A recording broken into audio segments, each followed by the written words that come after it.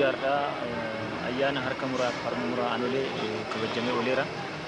Ayyaanni kun maaliif kabajamuun akka barbaachise ibsitu?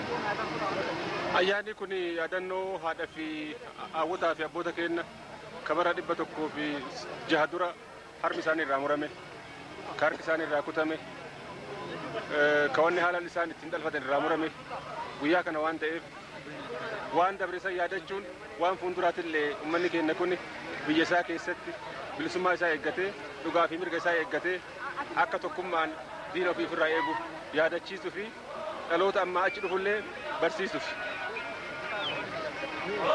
Kana barsiisuu fi kanaan booda irratti immoo akka ilaallu kaleessa ayyaana akkanaa ka abbaan keenya fi ka haati keenya itti murame dhiisatti afaan keenya illee dubbachuu hin dandeenye, aadaa keenya illee qabachuu hin dandeenye, katabachuu hin dandeenye.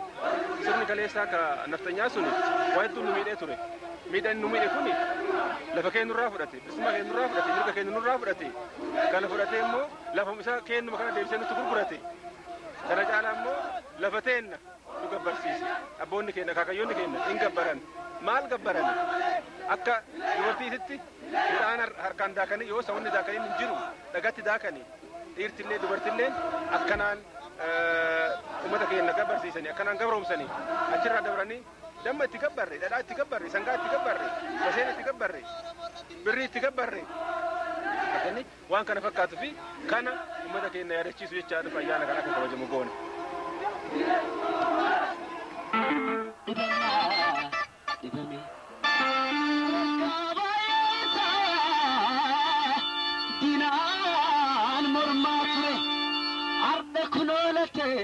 Berede abaon dara